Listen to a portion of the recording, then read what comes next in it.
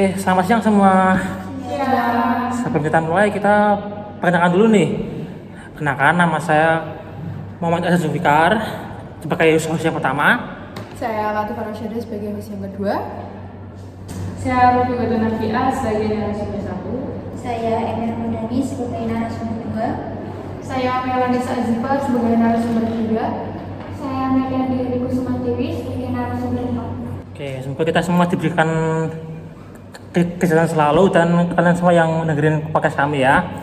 Pernah nggak sih kalian mikir kenapa banyak konglomerat punya perusahaan sampai puluhan bahkan ratusan, terus banyak banget aset mereka, mulai dari mobil, gedung sampai rumah, malah atas nama PT ini bukan atas nama pribadi. Banyak orang yang mikir ini biar pajaknya kecil mungkin. Walaupun memang benar sih, tapi sebenarnya sesimpel itu nggak sih? Emang boleh ya, atau justru itu sebenarnya melanggar hukum gitu? Nah, makanya hari ini kita bakal ngobrol santai nih soal fenomena ini dari sudut pandang hukum bisnis. Saya mau nanya Mbak Napi nih, emang kenapa sih banyak aset konglomerat pakai nama PT? Karena secara hukum PT itu badan hukum yang berdiri sendiri, artinya perusahaan sama pemiliknya dianggap dua subjek hukum yang berbeda. Jadi kalau perusahaan beli mobil, ya mobil itu milik perusahaan, bukan dari direktur atau pemegang sahamnya. Padahal dipakai tiap hari gitu ya. Makanya perusahaan besar biasanya memang membeli aset operasional itu atas nama PT atau perusahaan itu sendiri. Oke, wah aku jadi keinget seseorang nih. Oke, berarti semua mobil sport itu dimasukin ke PT-nya aja gitu berarti. Nah, ini yang jadi salah paham. Kalau mobil itu sebenarnya cuma dipakai buat jalan-jalan pribadi, tapi semua biayanya dimasukkan ke perusahaan. Itu bisa curang jadi juga ya. masalah. Oke. Begitu juga kalau liburan keluarga dilaporkan sebagai perjalanan dinas. Tapi aslinya Tapi aslinya itu padahal enggak. nah, Iya, buat jalan-jalan gitu ya. kacau. Kalau sampai diperiksa dan nggak bisa diberikan biaya itu, bisa ditolak dan bahkan bisa jadi sumber masalah atau berujung jadi sanksi gitu. Iya sih. Oke, saya mau nanya Mbak Emi nih.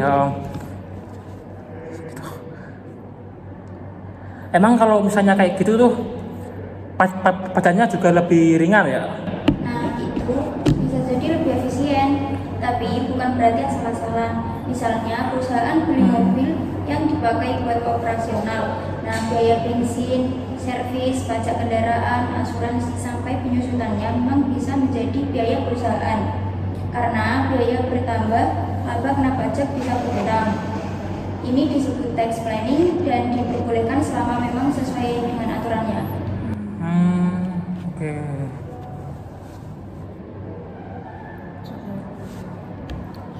Tapi aku juga sering denger nih, kalau aset atas nama PT itu malah lebih aman kalau pemiliknya punya utang pribadi. Kalau dari Kak Ziva gimana pendapatnya? Secara umum memang ada perlindungan seperti itu karena aset perusahaan adalah milik perusahaan. Kalau seseorang punya utang pribadi, belum tentu aset PT bisa langsung dipakai buat bayar utangnya. Tapi kalau terbukti PT cuma dipakai buat menyembunyikan aset atau menipu kreditur, pengadilan bisa menembus perlindungan tersebut. Jadi bukan berarti kebal hukum. Oke.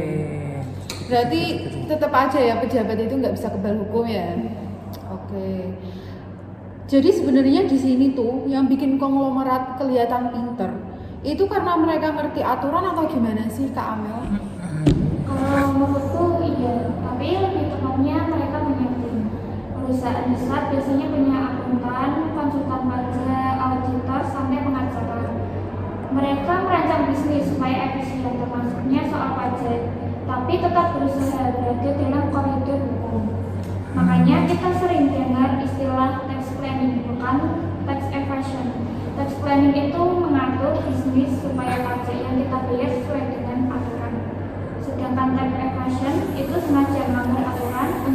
mengurangi pajak, misalnya membuat transaksi fiktif atau menyembunyikan penghasilan.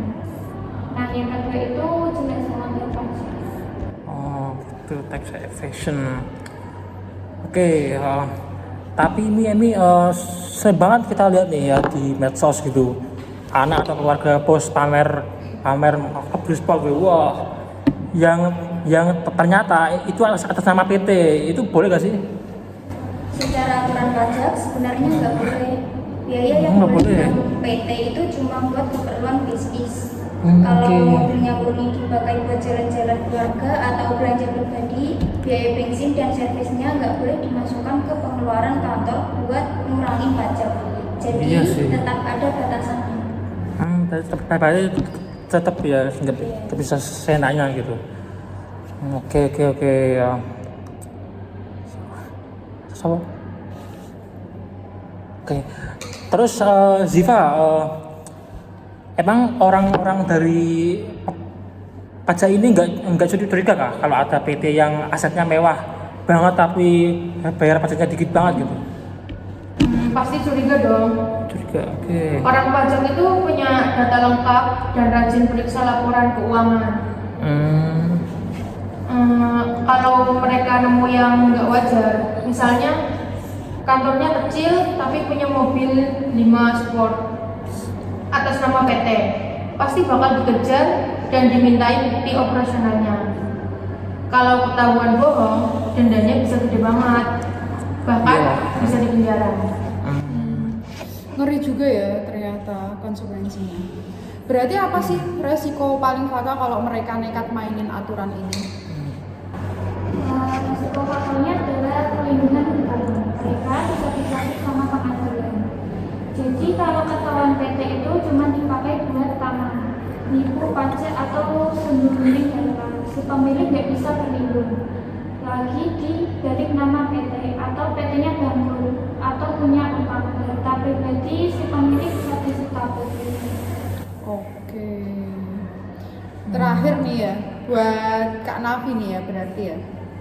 Sebenarnya adil nggak sih fenomena ini buat masyarakat biasa atau pelaku UMKM yang nggak punya tim ahli hukum? Kalau dia jelas sih emang berasa nggak adil, karena kalau Mat punya modal buat sewa tim ahli, tapi sebenarnya aturan PT ini buat siapa saja termasuk UMKM yang sekarang sudah bisa bikin PT sendiri.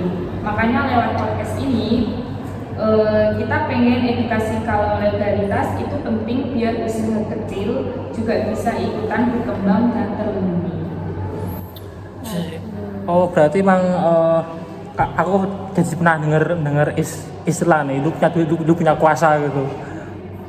Jadi berarti gini ya, di sini kesimpulan dari narasumber kita, memakai PT untuk memiliki aset tuh bukan berarti otomatis menghindari pajak. Gimana? Pendapat kalian benar nggak? Oke. Kalau aset itu emang digunakan untuk kepentingan bisnis, pencatatan yang benar, dan semua biaya bisa dipertanggungjawabkan, itu kan berarti merupakan praktik bisnis yang legal ya. Yang jadi masalah adalah ketika perusahaan dipakai untuk menyamarkan pengeluaran pribadi, menyembunyikan aset, atau memanipulasi laporan keuangan, itu tuh cuma demi mengurangi pajaknya. Mungkin itu sih kesimpulan pada siang hari ini ya. Terima kasih kepada para narasumber yang sudah menyempatkan untuk hadir pada siang hari ini. Semoga obrolan santai kita bisa bikin lebih paham bahwa dalam dunia bisnis itu memahami hukum sama pentingnya juga dalam mencari keuntungan. Kemudian saya ucapkan terima kasih kepada narasumber kita. Terima kasih ya teman-teman. Dan sampai jumpa di podcast selanjutnya.